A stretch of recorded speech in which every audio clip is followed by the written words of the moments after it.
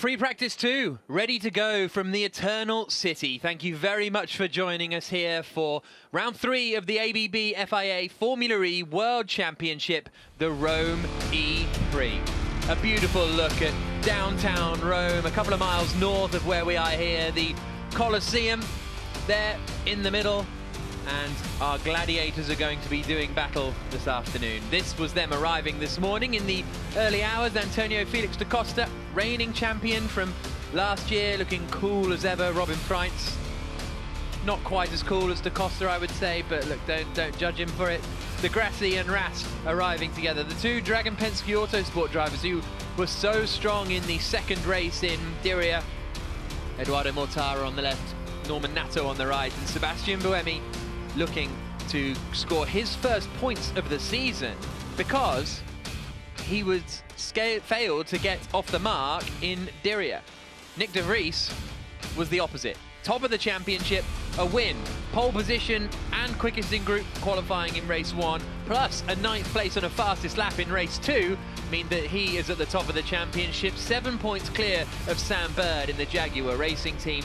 Robin Freitz is lying in 3rd. But look at that, Andre Lotterer, 0 points. Jean-Eric Vergne, 0 points. Sebastian Buemi, 0 points. Alex Lynn, 0 points. All of these drivers who were fairly strong and showed good pace at times in Diriyah left it with no reward.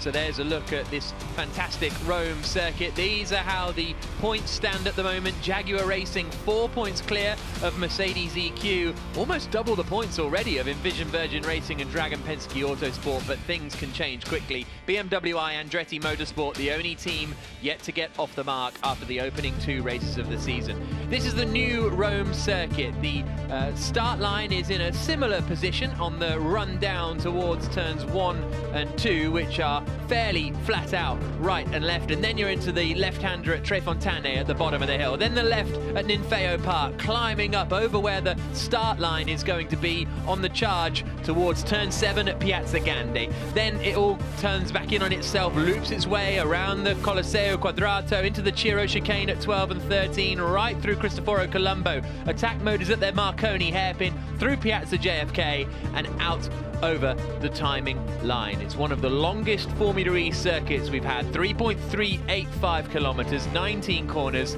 and it was very spectacular this morning with Oliver Turvey coming around to finish the free practice session. He came up the hill and was pushing pretty hard and didn't realize that everybody had stopped to do their practice starts, ploughed into the back of Jean-Eric Vergne, wiped into Max Günther as well, even got hit a bit by Alex Lynn. Look, Lynn got a hit and was like, what on earth was that? This was the view from Edoardo Mortara as Turvey's car arrived spinning in front of him, and it really was a mess up there. And that means that Turvey, Jean-Eric Vergne and Jake Dennis won't be taking part in this second free practice session, but obviously they're all hoping that they will get out for qualifying later on. That was Jean-Eric Vergne's reaction. Alongside me in commentary for this 30-minute second free practice session is our pit lane reporter, Nikki Shields. And that was a big moment, Nikki, wasn't it? Oh, it's such a disappointing moment for them as well, you know, particularly for Oliver Turvey. They had a brilliant start at Saudi Arabia, you know, putting points on the board in both races, and he just wanted to come and continue with that momentum, and I know he's going to be really disappointed in himself because obviously it's not just him that's suffering, it's the team and 2 other teams as well. And, you know, when you've got so much work to do on a car, this doesn't just change your race, it changes your teammates' race, and you know, there's so much that goes into the work in these practice sessions. They're going to have to completely change their strategy, really. Yeah, and you're looking at Turvey's car there, and it's kind of just a tub, isn't it? And this is Jake Dennis's car. They should be able to get Dennis's car fixed in time. Not for this session, evidently, but for qualifying, they're hoping. But there's not a lot of work going on Turvey's machine, so it makes me wonder what the situation is there. We'll try and get to the bottom of that. And Jean-Eric Vergne is the other driver that won't be taking part in this session because he got absolutely wiped out by Turvey as well. He's sitting down with the engineers, and now everyone is going to head out to the... But there's his car on the left. Real big damage at the rear of that car. I think particularly disappointing for Jean-Eric Vergne, because he comes into this weekend with no points, but he's got his brand new powertrain. You know, DS Techeetah arrive on the scene with their new car. They wanted to show it off, show how spectacularly fast it's going to be, and well, that's not going to be happening for a while. No, exactly. They brought the new E-Tense FE21 here this weekend, and Antonio Felix da Costa is at the head of this field, running that now. You can see them coming over the bump and the compression. There was quite a lot of mechanical adjustments in the middle of that first free practice session, maybe just to raise the ride height a little bit or soften the car so the bump wasn't quite as dramatic as we saw in the early stages. 29 minutes left on the clock as they come through the left-hander, and the two Nissan cars are in behind. So the quickest lap time we saw in free practice 1 was Lucas de Gracia, 1 minute 38.785, 600ths clear of Stoffel van Dorn.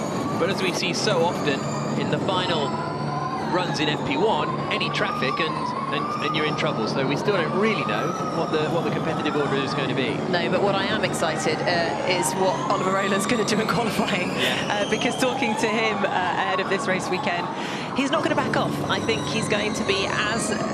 I mean, maybe aggressive is the wrong word to use. He likes to call it precise, as he was in the qualifying sessions out in Saudi.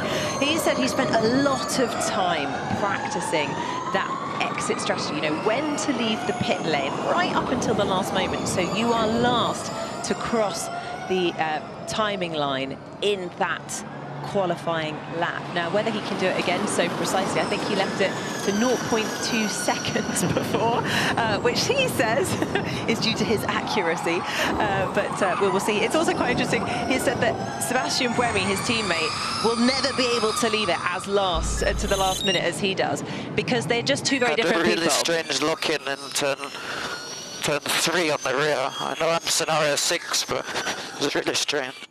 So complaining of a bit of strange locking at the rear. That's really interesting. What? So he's saying that Buemi just... So Buemi, kind of person? no, so Buemi turns up to the airport 3 hours early for a flight. He turns up to a meeting 10 minutes before the start time, whereas Oliver Rowland will turn up 45 minutes before a flight and will be 5 minutes late for the meeting.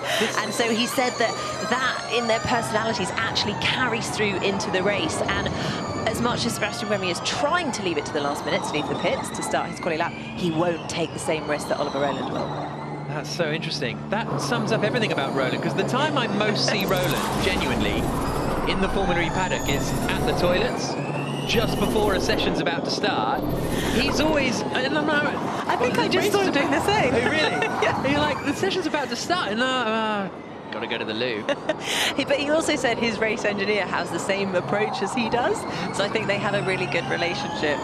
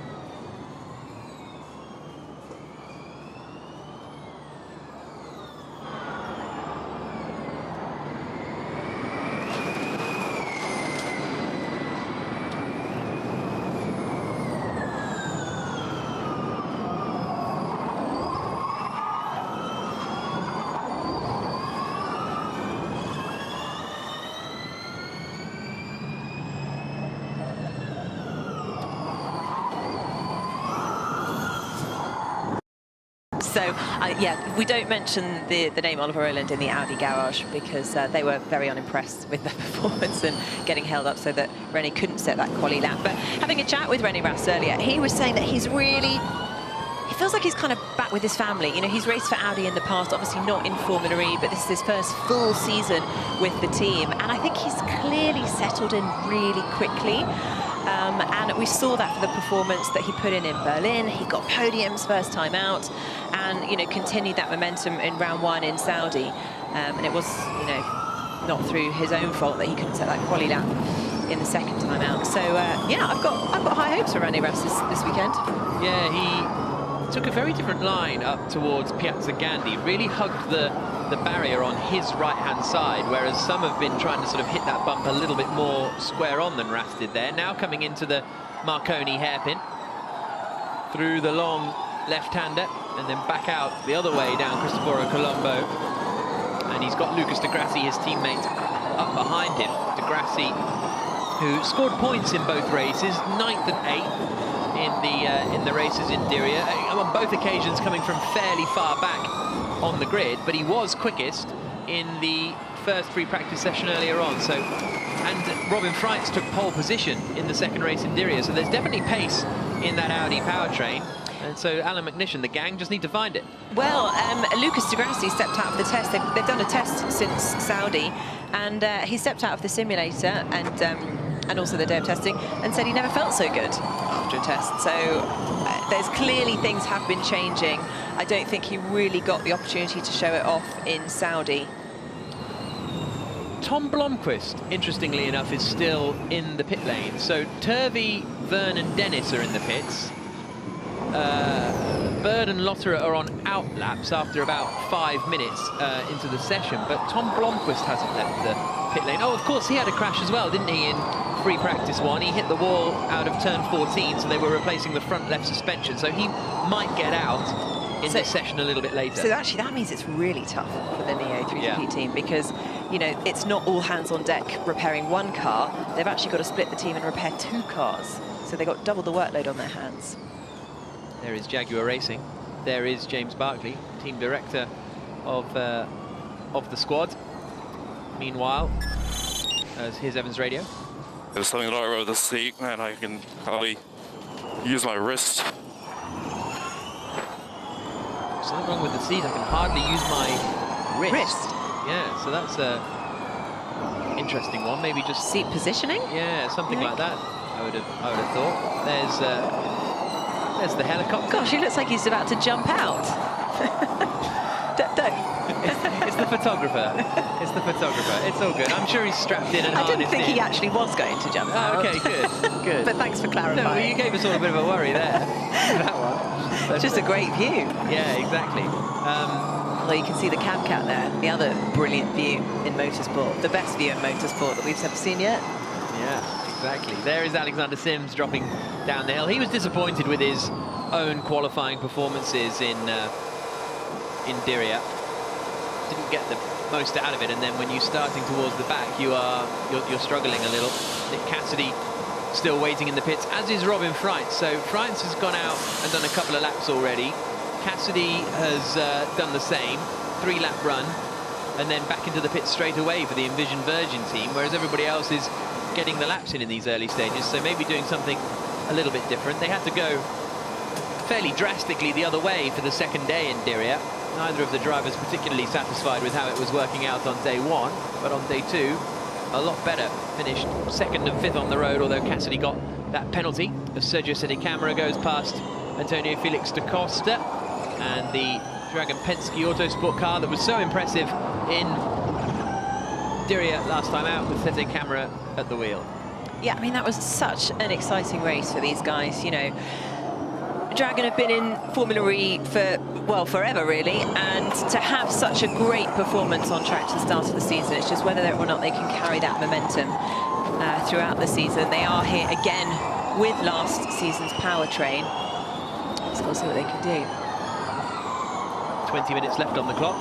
Gunter, quickest at the moment on a 39.5, but the quickest lap time from yesterday, from this morning, was a 38.7, which was full power mode from Lucas Di Grassi, so we're still a long way from that, and that'll probably be becoming a little bit later on in the session as Sedicamera swings through into Piazza JFK, and then now up into the final left-hander and out across the line. And Andre Lotterer is on an attack mode lap at the moment. So he's just come through the middle sector, 600th up, and we've got a red flag. So, and Vergne thought at the last minute, maybe I can get in the pits here, but I can't. But red flag out then, and Scott Elkins, the race director, is the man who makes that call. Oh, and that's why curbing loose at the chicane by the looks of things. So you can just see it's come away a little, and so we've got a red flag for a moment. These curbs, all fairly standard FIA curbs that are used at all the Formula E tracks, and you can see it's just that little plastic cover that protects the concrete that's come away a little. So hopefully that won't be too much of a delay. But as we see Jake Dennis hanging around, but that will be a real frustration for the teams because they don't get a huge amount of running, and it's a new track for everyone. Well, exactly, and actually, you know, coming into this race, obviously all the teams get given the same amount of information, the same sort of modelling when it comes to the information that they put into their sim, but then they tweak it. You know, they change the surface layer or the sort of surface layout. They make different changes to the data that they're working with, and they've come here today and realized, actually, hang on a minute, this isn't right, that's not right. So they're having to make quite a lot of changes, and the driver has to feed a lot of information back to the garage to make sure that they have, you know, approached this in the right way. And they've got so much information they need to collect, you know, so much data analysis that needs to be done before the qualifying session. It's going to be interesting to see how the temperature affects qualifying. Obviously, it's a lot colder than we saw in Saudi, and how that's going to affect the tyre grip going into that first lap. Yeah, and we'll see whether many of them get a full power run in at the end, because that's the thing that's so difficult in Formula E, is you can end up not getting a full power run in at the end of the session. So you go into qualifying somewhat blind at the end of the day. So that's not ideal at all. With 17.5 minutes left on the clock, there is Max Günther, who is back in the garage now, and we'll see how long this red flag period takes. There is Roland getting pushed back and away just as his teammate Sebastian Buemi comes in, but there's a beautiful look down from the Colosseo Quadrato down to the street that goes down to the Ciro chicane, and then plunging down towards, basically we're sort of zip-lining down to Piazza JFK and the Palazzo at the end there, which is where the media center is held and hosted.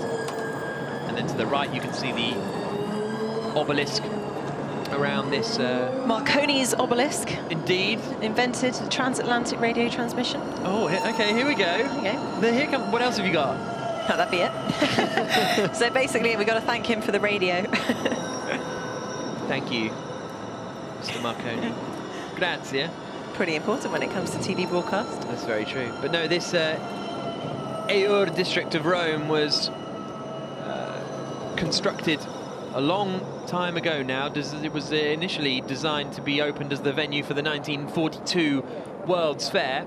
But of course, World War II meant that event never took place, and after the war it was designated as a business district and was built up in the 50s and 60s, and was one of the first sort of out-of-city business districts in Europe. You think of sort of the east of London now, and the area in Paris that has become the CBD. This was one of the first cities to employ that sort of theory. There you go. There's your and now hosting a Formula E race. I mean, this really is an incredible track. You know, I think I've probably spoken to about 10 drivers, and they've all said that this is one of, if not the best track that they've raced on in Formula E. It just seems to have all the right ingredients, you know. First of all, the location, as you just mentioned, Jack, we're in the business centre in the heart of Rome. Beautiful, beautiful European city.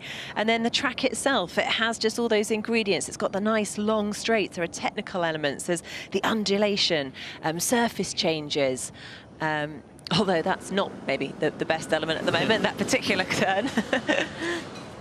There's Robin Freitz getting pushed back into the garage. You saw there's the pit lane complex in the middle there, which would have been quite a talking point in the days of car changes. Look, so Tom Blomqvist had just made his way to the exit of the pit lane then. So they'd repaired his car, the Neo 333 team. He was just about to leave the pits when the red flag came out. So now they've got to push him all the way back around to the garage, and they are the first garage on the other side. This is race control.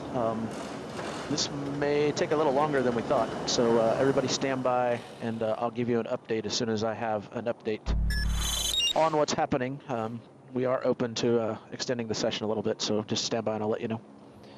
Okay, so Scott Elkins saying that this might take a little longer than we thought, and they are open to extending the end of the session. So just have a look at it on the right-hand side. You'll just see it gradually working loose as it gets pounded by a few cars. There goes Sims through it. There goes Lin through it. And there you can see it starting to work itself away. And then Nico Muller coming over it as well.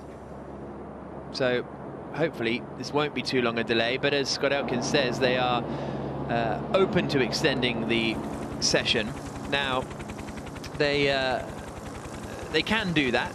There's a certain amount of time that the teams will need and want before qualifying. They haven't had a huge amount of running. Okay, that 45 minutes this morning was fairly uninterrupted, to be fair, until there was a bit of a yellow flag for... Well, no, there was a red flag, wasn't there, for Blomqvist, but that didn't last too long. So they got a reasonable amount of running in the teams, but maybe not as much, well, definitely not as much as they would have wanted. As again, we look down from the left-hand side and the bottom of the hill at Trefontaine up towards this middle part. And there was actually there was a racetrack here, the Rome Grand Prix from 1928 to 1930. The Rome Grand Prix was held in this district, the Trefontaine race circuit, which was a 13-kilometer loop, and actually between turns 4 and 3 is the same road that was used, you know, 90 years ago. So it's a really cool piece of history there. But it's a very spectacular area, this in EUR, and it's very different to sort of what you traditionally expect from Rome, as you would expect, being it built in the 1930s, and sort of classic examples of fascist architecture, as you see the Marconi obelisk there in the centre. So red flag means delays.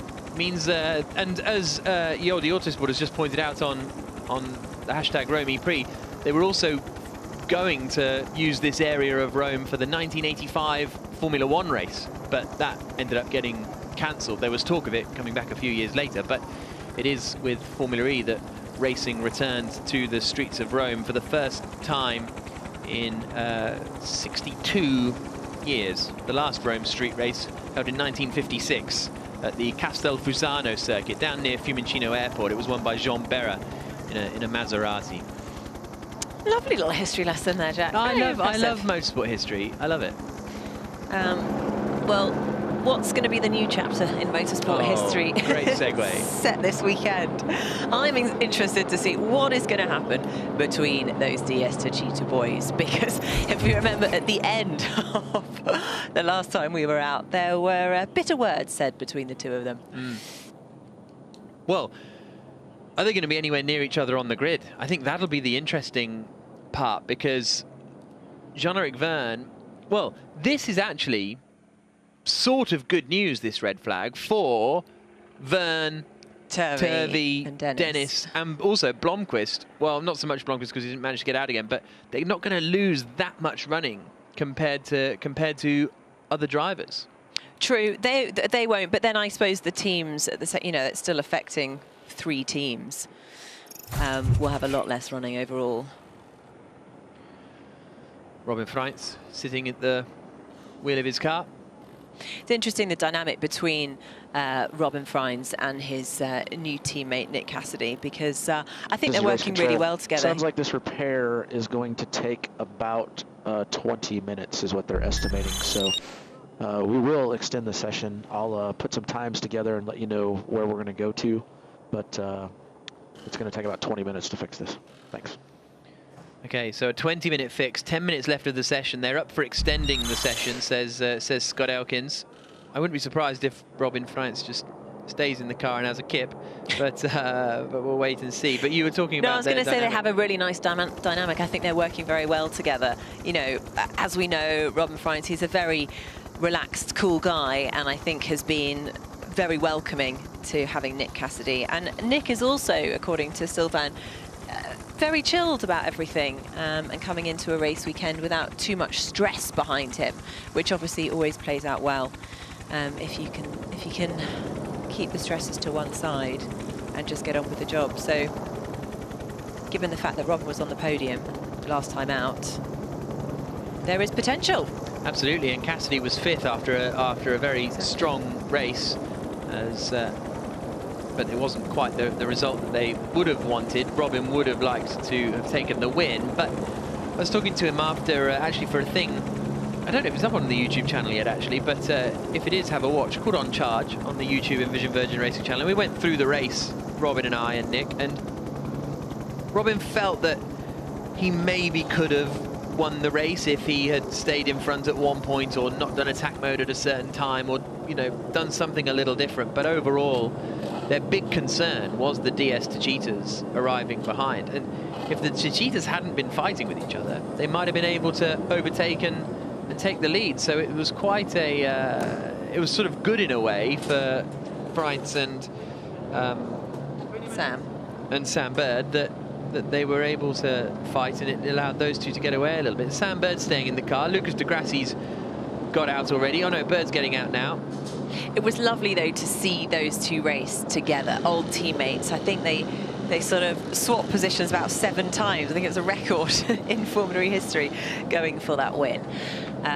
But Robin Freitz did say, I spoke to him yesterday, he said, I think maybe I was a little bit too nice. I think I almost played too nicely with Sam Bird, and given the opportunity again, maybe he'd be, yeah, a little bit more dominant. Well, it's interesting because most of the overtakes, or a lot of the overtakes, one was in attack mode, the other wasn't in attack mode. As you say, 7 overtakes for the lead is a new record. I think the previous was 5, which came in Putrajaya in season 2. And maybe also Buenos Aires in season 1 as well. But 7 is a lot between just 2 drivers. And when you watch it back, one's in attack mode, the other's not in attack mode. And they were kind of playing the sort of sensible long game. And I think if the race had carried on for another 12 minutes, then we would have seen the ruthlessness come out a little bit more. But as it was, there was still 15 minutes or whatever left in the race by that point. So there was almost, you weren't at the ruthless stage yet, you know. Would be my theory. Let's hear from Dilbag Gill, shall we? Vernon Kay is here with us this weekend, as you would expect, and he's talking to the Mahindra boss. Thank you, Jack. Thank you, Nikki. Yes, Dilbag. One of the biggest incidents in Diriyah was the incident with Alex. Everything all right now? He's wearing and ready to go? Absolutely. Like, it was a frightening incident, but I think the safety of the product was really good, and Alex came out without a scratch. And then, yeah, he did a bit of testing in England, and I think he's fit to go, and he's really looking forward to today. Now, the general consensus among the pit is that this track is one of the best that we've got in Formula E. Just explain to us why. Well, I think it's got everything, right? It's fast, it's beautiful, it's in a lovely location, and at the end of the day, it is a driver's. It challenges the drivers. There are places to overtake, and I think so. Overall, it is going to be something which is really exciting out here. Is there anything in particular that you guys have been working on to increase efficiency around this track? Because it really is undulating. There's lots and lots of highs and lows around the track. Well, we're still working on it right now. Yeah. I love that. Because from what we've seen, like in our simulation, there are a few gaps. So we are trying to look at it, and some of the track is nicer than what we expected. Some of the tarmac's a lot more grippier because there's a lot of new tarmac, a lot of bumps, etc. But overall, I think it's just going to be an exciting race out here today. And both of your cars were unscathed at the incident earlier on in free practice 1?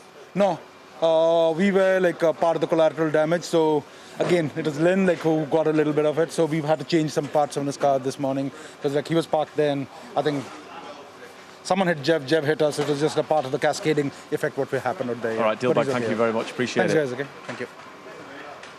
So Dilbag Gill, the team principal of Mahindra, and it was Alex Lynn that got that hit in the crash earlier on. A lot of people asking, where's Dario? Where's Dario? Well, we sent him out on track to have a look at things and learn things, and you know, see what happens.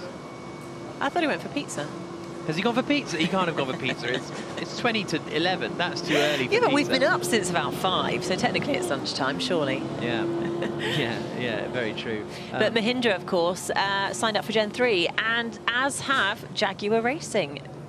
Very exciting. Yeah, great news. Nissan as well, as part of the Gen 3 announcement a couple of weeks ago. And we've got 4.5 minutes left on the clock. But we are still waiting for that red flag Well, situation to while end. we're waiting, Jack, how many pizzas have you had so far since you've arrived in Rome? Only 2. That's such a lie. Only 2. No, it's genuinely true. Only 2. 2 for lunch. Okay, we haven't been here. So I arrived Wednesday. I had a pizza Thursday night, and I had a pizza yesterday lunchtime. So admittedly, out of my 4 possible meals, I've had 2 pizzas. That's 50%. That's 50%. Fair enough. All right. That's not too bad. That's How many not too pizzas bad. have you had? I have only had 1, but I've had a lot of pasta. Some really good carbonara. Slightly gone over the top of the carbonara. Maybe pizza today. I'll change it up. Yeah. Dario was actually at turn 12, watching the cars through that chicane, because he was very interested in that in free practice once. He's just texted me a picture actually of the Anything to curbing report that's at come turn? away. Okay. But we've seen that on the telly, so thanks, Dario. Got there before you. Yeah, exactly.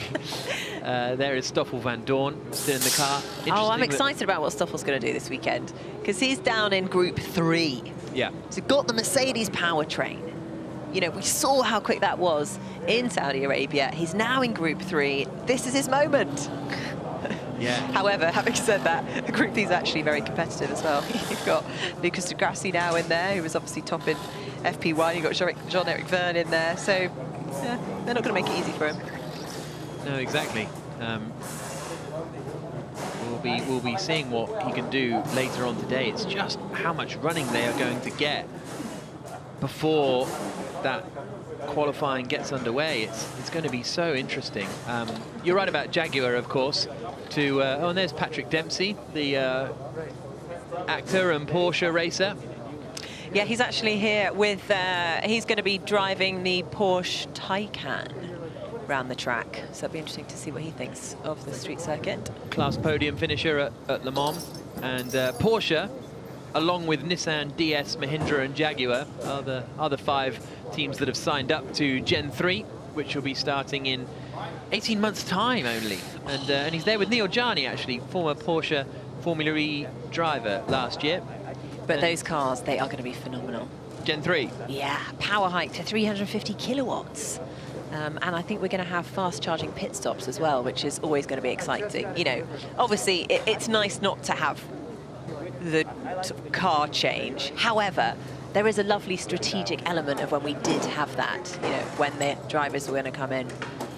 Well, there is Jean-Eric Vergne's car. He was involved in that big accident earlier on. Let's hear what he's got to say.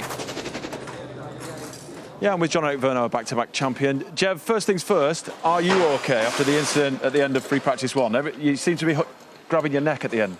Yeah, I'm okay. It was a big shock, and I think it's the first time in my life I have a crash without seeing it coming. I was stopped, preparing for the practice start, and I had a guy coming flat out behind me, not braking, and hitting me. It looked really scary from a viewer's perspective, because, like you say, you guys were stationary, just waiting, and then all of a sudden a car comes. I don't know whether he was going full speed, but it looked really quick, right up the back of you all. Yeah, well, the good thing from my side is that I didn't have time to get scared, right? Yeah. Then obviously I get, when I saw that I was fine and all the drivers were fine, I was a bit more worried about my car, obviously, because you know how valuable the time is in Formula E, and track time is so important. The team is doing a fantastic job fixing the car together, and hopefully I will be able to get out in FP2. And well, Scott Elkins has said that we've got an extra 20 minutes, so that's going to benefit you guys getting the car ready. Yeah. I mean, finally a little bit of luck in that day. Hopefully it's not finished. But that would be good to get some laps before qualifying. I still think that we can do a really good job today, and we should not let this little incident ruin our day. How would you summarise your back-to-back weekend in Diriyah, start of the season? Just give us a quick summary of what you thought and how it went for DS and yourself. I think the first day was very difficult. We worked very well for the second day. We finished third on track, then got the penalty, which didn't allow me to score any points. But nevertheless, I think we made a good improvement from day 1 to 2, and the season will be long. It's not the first time I have problems not starting the season well. So I'm still confident this year can be a good one for me. All right, thanks, Jeb. All the best. It's very true, actually, Jean-Eric Vergne saying that about starting the championship. I think after the doubleheader, we see it so often. After doubleheader in Diriyah in season 6, Da Costa, who went on to win the championship, had 1 point or something at the end of that. So that's the thing in Formula E. Your opening weekend is not particularly representative. In fact, only I think one time in all 6 seasons has the winner of the first race gone on to win the championship. The winner of the Fanboost is obviously a thing, and Van Dorn, Da Costa, De Vries, Bird and Cassidy are the top 5 at the moment. You can vote online at FIAFormulaE.com/Fanboost. You're limited to 1 vote per day, but it is those 5 that would receive the extra power boost in the second half of the race if they remain in those positions. Turvey's up there in 7th place. That's quite good for Turvey. Roland did an amusing joke yesterday as you see him lowering himself into the cockpit. He took a picture of an empty auditorium and said, "Here's my fan boost," because there was nobody there. But he's gone 1%, so someone out there is voting for Oliver Roland, which is nice. Good for him. Sam Bird's still sitting in the car. Someone out there. He's got a few fans. No, I'm sure. I was actually talking with Sam Bird and Oliver Turvey about fans yesterday, because Sam's got a few, big fans, but Oliver Turvey said, I don't really have many. Do you think maybe Oliver Turvey doesn't use his social media as much as he should? He says he has lots of fans in Japan. Oh, that's He's perfect. big in Japan, Oliver. Well, that's because he races a lot in Japan. Yeah, well, yeah. It's not just a random... So it's not just randomly big in Botswana or something. Like, yeah, he raced out there in Japan, and but I think he's got a few fewer fans in the Formula E paddock now. Do you think you've got many Oliver fans, Turvey. Jack? I haven't got fans. No, I don't have Old fans. super fan? No. Ever been asked for your autograph? It's selfies these days. Oh, sorry. I got to keep up with the kids. Exactly. Yeah. No, you know what? The odd selfie. It's true, it happens. There's Mitch Evans still sitting at the wheel of his Jaguar. So again, he and Sam Bird both deciding to stay in their car. So let's hear from the boss of the team, shall we, Vernon? Well, we're getting in money's worth today. Yeah, thanks, Jack. I am with James Barclay. James, let's go back to Diriyah, shall we? Saudi Arabia, start of the season, back-to-back races, 2 podiums, but 2 DNFs. Kind of mixed emotions, I would imagine. Yeah, I mean, it was a positive weekend to leave Diriyah leading the championship, so that's a good thing. But yeah, we clearly had a quick car. That's probably going to be the nature of the season, though. Group 1, if you can get a good result, when you're not in Group 1, that's going to really count. When you're in Group 1, you're going to be back of the pack. You're going to come to fight for the field. That could create more challenging races. It could mean you don't necessarily finish all the races, but it's going to be about capitalising when you can. You've got a great driver lineup. Obviously, Sam joining the team, gets a win in Saudi Arabia. Mitch, and his success is, we know how good he is at Formula E. But how do you balance that between Sam coming and then Mitch being the stalwart of Jaguar Racing? Yeah, I mean, firstly, as you say, Mitch is kind of part of the family, been here since the start, and it's a big move for Sam to come and join us. But the dynamic is excellent. I mean, Sam is, we all know what he's like, right? He's such a personable character. He's like a mini pit bull. Exactly, he's a great character. And he's brought a great dynamic. He's fun, he's incredibly hardworking. Those two get on really, really well. And, when you have that dynamic where the drivers can learn from each other and become quicker as a result, that's better for the team. As team principal, you've always said that there's been a timeline for success. Whereabouts are we on that timeline? Because obviously you got a first position with Sam in Diriyah, Saudi Arabia, and Mitch got 3rd as well. So where are you with your plan as to getting a championship? Yeah, we always said, the last season was about being able to secure points, wins, and we did that. And this year really is about continuing that now. It's about scoring points whenever we can, getting podiums, and getting wins when we can. Ultimately, the championships take care of themselves if you're doing that well. Yeah, consistency is key in Formula E, isn't it? Yeah, absolutely. And this season is going to be that real challenge. It's going to be that roller coaster. The field basically now is converged incredibly close. And with the lap times the way they are, it's going to be about looking at the long aim of the season. Weekend to weekend, it may vary. All right, thanks. Thank you, James. So great to hear from James Barclay. Free practice 1, unfortunately, red flagged at the moment here in Rome. Don't like the look of those clouds. Or do you like the look of those clouds? No, I do not, because I know after this session I'm going to be back out in the pit lane. So I'm hoping for no rain. Although, yes, it would give us lots of action on track to talk about. this is the championship at the moment then. Nick de Vries is leading the way, 32 points for him, 7 points clear of Sam Bird, and 10 points clear of Robin Freitz. But de Vries will be out in the first group of qualifying. He's got a really impressive qualifying performance record, Nick de Vries, because although that was only his first pole position, he started on the second row of the grid in 5 of the 11 races last season. And he's made it to Super Pole in 8 of his 13 Formula One races and Formula E races. And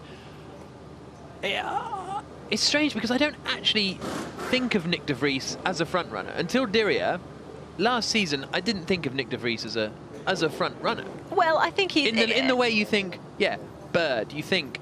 he didn't hit the ground running when he first started, but the second half of his season was... He was in Super Pole in his first race. Yeah, fair enough. But, like, he was always almost a front runner, you know? But I think that's why it sort of works to your advantage, because if you're almost a front runner, you're in Group 2, yeah, which really helps you in the qualifying. So it's actually best to sort of, if you can stay around sort of 7th in the championship, yeah, it works to your advantage.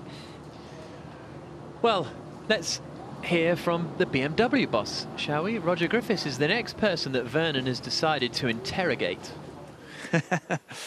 Roger, you were part of the incident at the end of FP1. Is everything all right? Is Jake healthy? Yeah, Jake's good. No issues there. I mean, I think he was a little bit more surprised than anything, getting hit from behind when he was stationary, waiting to do his practice start. But looks like the guys have done an excellent job in getting the car repaired, and a little bit fortuitous with this red flag and the repairs to the track has enabled us to maybe at least get the car out and give Jake an opportunity to run before he goes out into qualifying. Have you had a chance to talk to anyone and find out what happened with Oliver and the Neo as to why he just... Yeah, I haven't spoken to anybody directly, but it does appear that either the team didn't warn him that there were stationary cars, or he just had a, you know, minor sort of brain fade and just forgot. You know, it's unfortunate, maybe just because we've got this big offset between where the finish line is and where the starting grid is, that he just sort of caught him out. But plenty of drivers were stationary there, and, you know, I think we were very fortunate in that, you know, it was just cars that were damaged and not people.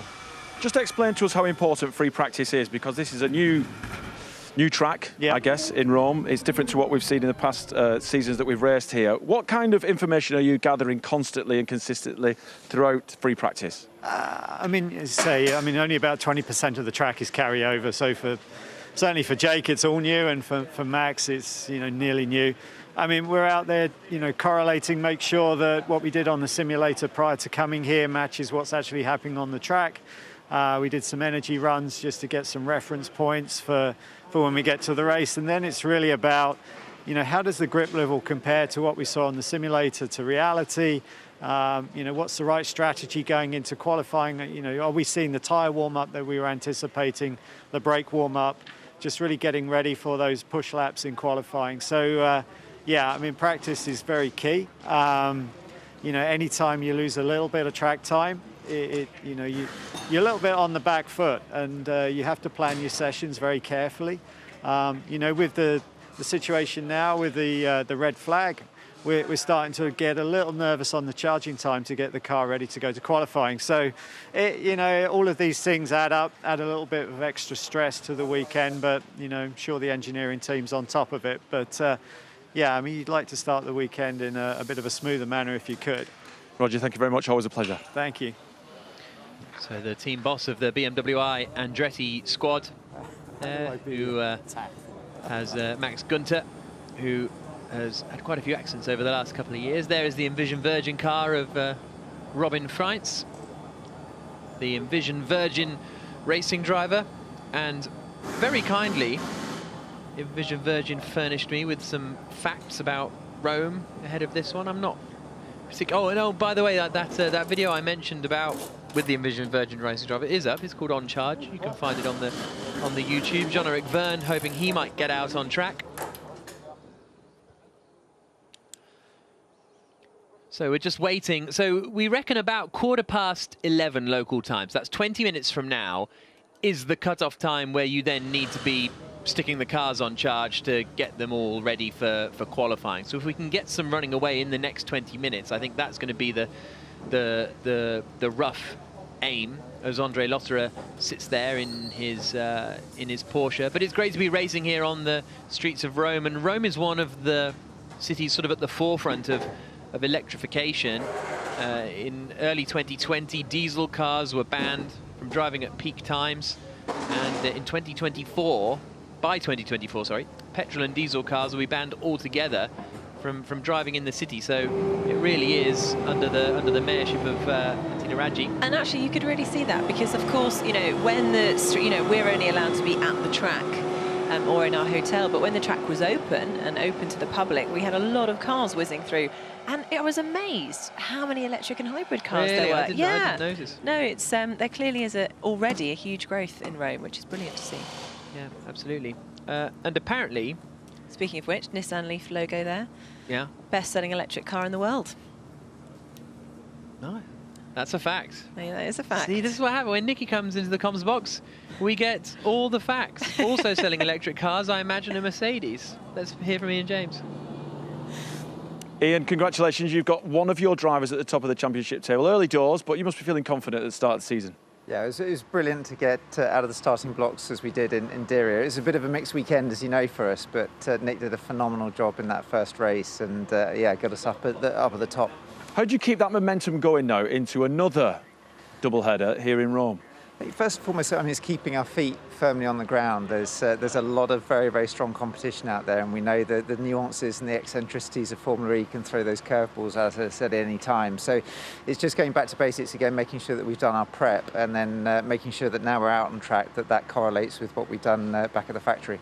I've been asking a handful of team principals what kind of prep you have been doing, because this is a new layout here in Rome. And for yourselves, just tell us about what you guys have been doing. Oh, it's really, I mean, first and foremost, again, it's great to be back on a street circuit. I mean, this is a proper FE track in an iconic city as well. But it's a new circuit. There's only a little bit of carryover from what we had back in season 5. So it's really, again, making sure that the learning that we've done back once we got the information through from the FIA on the circuit layout itself correlates with what we're now seeing in the free practice sessions. Obviously, they've been curtailed a little bit now, so there's only so much we can do over this over the course of the morning. But so far, so good. Formula E has kind of built its name on the fact that we are on inner city street circuits. Just talk us through the difference of racing on these twisty, tight, undulating road instead of being on an actual track, racetrack. I think with an actual track, you've got a lot more data because you're used to racing on it. There's a lot more to go on. When you come here, especially with the circuit that's been changed so fundamentally as this one has been since season 5 when we were last here, you're really starting from scratch again. And it's not until you get here that you see where the bumps are, where those manhole covers are and stuff like that, and things that sort of catch you out. And we noticed, especially coming into turn 7 here, just how much more aggressive the bumps are and the track is than what we'd expected. So it's then being able to adapt to that as the weekend goes on and making sure you make a good job of it. Thank you. Pleasure. Done. Yeah, Mercedes looking good with Nick de Vries. There's the Jaguar car of Mitch Evans. Mercedes, though, interestingly, they're still in negotiation on whether they're going to be joining Gen 3. I have an inkling feeling they will. They're just trying to get the best deal possible out of the situation. And they were also saying that potentially, I think next year, they're going to sort of end their ties with HWA, who've been the works team that they've been working with, and move everything across to the UK. So they're not split across Germany. Jake Dennis, good to go. So that's really good news for the British driver after he got wiped out in that practice session earlier on at the end of it. So he's actually not going to have lost that much running, maybe 5 laps or so. His teammate Maximilian Günther had an eventful race in Diriyah, crashing out of both of them. Actually has a 5-place grid penalty, Günther, coming into this race, and this is a lap on board with him in driver's eye. So here we go. Free practice 1, dropping down the hill. Down to this left-hander at turn 3, Trefontane. Under the bridge. Now the left-hander at turn 4, Ninfeo Park. And now we start to climb through the iconic avenue of stone pine trees. through the left. Big dip on the inside there. This is the grid for the race, and those are the start lights. Oh, you heard the bang as he hit the bump. Then through the left-hander. Now coming into the right-hander at 9, 10 and 11, past the Coliseo Quadrato on his left-hand side. Now to the chicane, the Ciro chicane. This is where the curve's been coming up on the left. Oh, right on it, Gunther. Now down to Cristoforo Colombo at turn 14. Oh, little lock of the brakes. And now into the Marconi hairpin. Round the obelisk, here the tyres squealing for grip. Now to turn 16, where he heads into the back streets. This is into Piazza JFK. And then up through the final left-hander of turn 19 and out across the line. And Gunther watched the whole lap. That was nice. That's what your view looked like, Max. It's interesting, though, you know, you can tell why after they did the FP1, they all came back in and adjusted their suspension and ride heights, you know, because it's just about how you negotiate those bumps correctly. You want to be as low as possible, but they're not too low that those bumps catch you out. There was also some talk that if you stay to the left, the jump is better, but the compression is worse. If you stay to the right, the jump is worse, but the compression is better. So it's trying to find that middle ground. And at the very start of this session, we saw both of the Audi drivers, René Rast ahead of Lucas de Grassi, going up to turn 7 at Piazza Gandhi. And they were both taking very, very different lines into that corner. Yeah, talking to Alan McNish, I think he said that Lucas basically tried all options available to try and find the quickest way round. And it obviously worked, because he topped the timings. Yeah, certainly did. And I meant to find out when the last time Lucas de Grassi topped a timing session, to be honest with you. Do you have that knowledge? I did not ask that question, no. I don't think I know. His last pole position, you've got your Twitter feed up. I'm sure someone will tell you. Yeah, someone will. Yeah, exactly. If you know the last time Lucas de Grassi topped a qualifying session, do my research for me. Hashtag Rome E-Prix. Hashtag Jack's lazy. No, I know the last time he took pole position, which was the Montreal season 3. I was really hoping you were about to flick through all your notes then. I'm going to flick through my notes, but I think that it's. I think it was Rome season 3. But I guess I can find out now, because we're going to be hearing from Alan McNish. Alan, these down times, I guess, in Formula E are really frustrating, because it's all about gathering information on how you can prepare yourself for qualifying and then eventually the race. So what are you guys, just talk us through what's going on at the moment in the garage. Well, right now they're all looking at the television screens to actually see when we're going to be going back out. You know, the red flag was there because the curb came loose. Now they're rectifying that. The thing that, from our point of view, is we've made changes to the car from the run before, but we're not sure whether we're going to be able to check those before we actually go into qualifying. And so we would ideally like to have a run just to get a bit of a feel. But I think it's going to be a last gasp run if there is anything at all.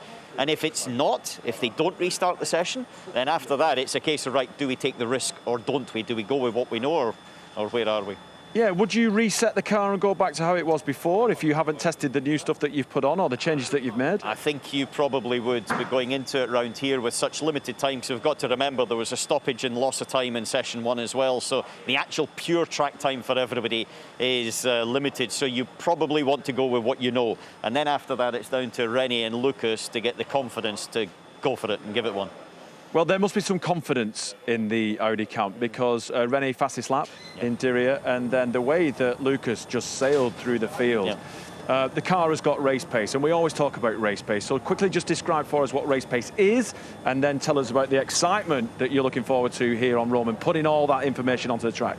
Well, there's two parts to Formula E. One of them is qualifying, which is absolutely key, and that's just out-and-out pure performance. There is an element, because of the circuits and the style of it, that it's about the gung-ho lap, if you like. But when you come to race pace, it's about the speed, but the energy efficiency, the way you can manage just the energy you've got to go faster for longer than anybody else. And that's where we've made, I think, two steps actually. We've made a step in terms of our MGU, our electric motor. It's more efficient, but it's also just that little bit more adaptable, I would say. So we can really work in it in the race. And at the same time, we made some suspension geometry changes as well. Sorry, I'll just quickly interrupt your race controller talking. Just be aware of the replacement and be aware of that on quality. I'll get a picture to circulate to everybody, but just be aware the session is over. So apparently they're going to remove the curb, Alan. That's what we're hearing. Okay. Well, there's a concrete section, like a little wall, and then there's a flat section, and then rubber triangles that butt up against it, and the drivers run in those areas. And so therefore, there's a lot of load goes into them. And ultimately, clearly it's not been fixed correctly, so the quickest thing is to obviously take it away. And then I would assume there's going to be effectively like a wall. And so the margin for error will be millimetre instead of having that margin of maybe about half a metre.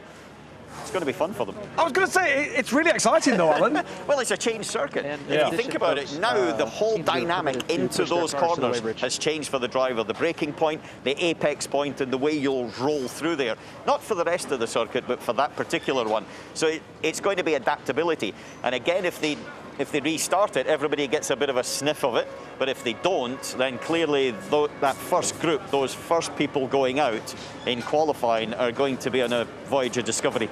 And quickly, the relationship between Lucas and new boy Vergne. Vergne obviously putting in some sterling performances, Alan, since he joined the team way back in Berlin. It seems like a lifetime ago, doesn't it? I know. Well. But obviously, Lucas, former champion. How is that working out? It's working out very well at the moment. Clearly, we're very early in the relationship, but at the same time... is that coming from the experience of a man who knows how relationships between drivers can evolve? Coming from the point that both of them haven't been on the same piece of tarmac fighting for a victory at the same time. But as we stand right now, they know each other anyway because they've both been within the Audi camp for a long period of time. They haven't necessarily worked in the same sort of lineups, but they're in that position now.